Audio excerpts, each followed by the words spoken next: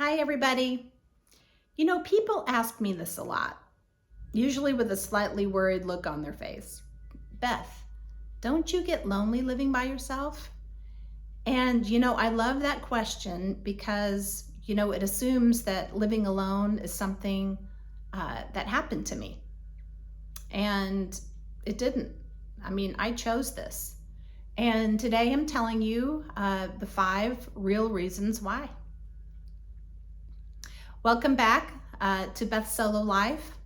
And before I get into my list, I just want to say this. This isn't about knocking marriage. This isn't about knocking partnerships or any other way of living. Plenty of women are, wonderfully happy sharing their life with someone. And I'm genuinely glad for them. This is just my honest answer for why at this stage of my life, solo living is really the right fit for me. So I'll start with reason number 1. My time belongs to me now, and completely, for maybe the first time in my adult life. And for those of you who are watching who are over 60, moms or women, think about it. Most of us spent our 20s, 30s, 40s, 50s building our days around someone else's needs, a spouse's schedule, children's school runs, a family's expectations. And that's not a complaint. That's just that's what that season required. And but after 60, I found myself looking at a calendar that was, for once, entirely mine to fill. And I can decide on a Tuesday morning that today is a day I'm just going to hit a museum, or I'm going to stay in bed with a book day, or binge Netflix.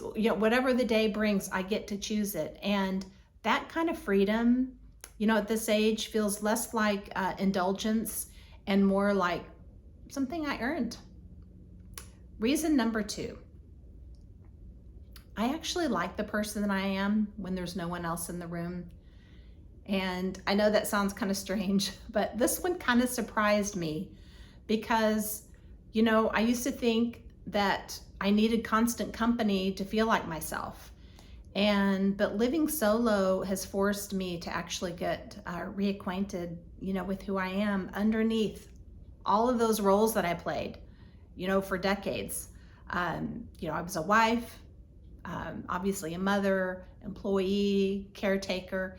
And what I found was someone I genuinely enjoy spending time with. I make myself laugh. No, I'm not crazy.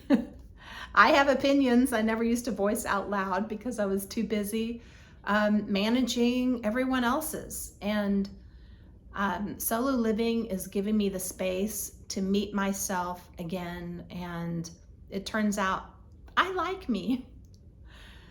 Reason number 3. Okay, this is the most important one, I have to say. Peace, right? I mean, after a full life of noise, quiet is such a gift.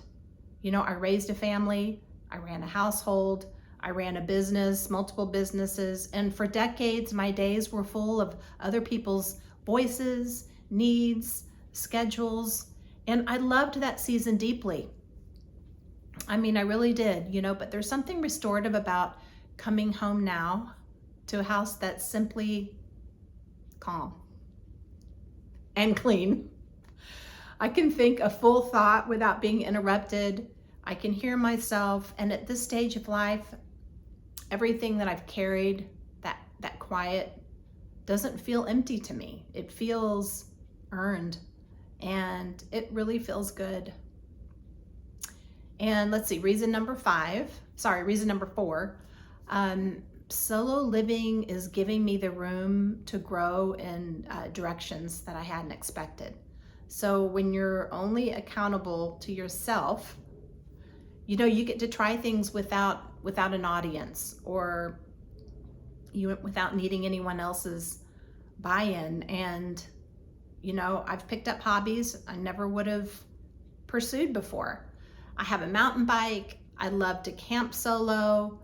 You know, I've gone camping somewhere just because I wanted to see it and on a timeline that I get to choose.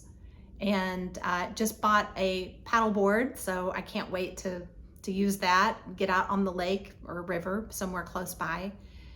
And you know, there's something powerful about realizing that even after 60, you're allowed to keep becoming slightly different, a slightly different version of yourself.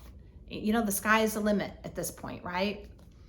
Reason number 5, living alone has actually made my relationships better. I mean, I think this is the second one right behind peace. And this is what I mean by that. And I'm naturally an introvert.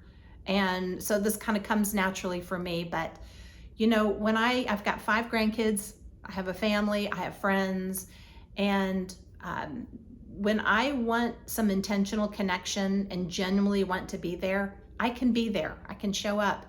I'm not depleted from managing a household of everyone else's needs. And that's our life when we're raising kids and socializing with our friends and working and sports and Little League and all those kinds of things. And now life is a lot more intentional.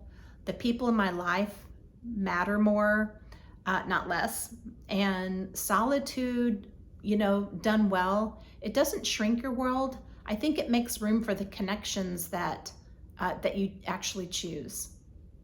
And so, you know, there you have it. My time, myself, my peace, my personal growth, and my relationships. I mean, those are the 5 reasons I choose this life. And honestly, I could easily list at least 5 more. And I probably will do another video of 5 more, but I'd love to know, you know, if you're living solo, I would love to learn what's working for you. I mean, what would be on your list of your reasons why you're choosing? I hope you're choosing it. And, you know, do these 5 things speak to you? Share with me in the comments if you would, and if you could, give me a thumbs up. And I just appreciate you spending time with me and hearing, you know, my reasons for living a solo life. And again, I'll probably do another video of more reasons, and maybe I'll show some videos of do some cooking, paddleboarding, solo camping, talking about safety, danger. I'm not a financial planner. We could talk about budget. I really don't want to do that though. I'll let someone else do that. I'm about adventure, living an intentional, authentic life solo. And so with that being said, I'll see you at the next video. Have a good day.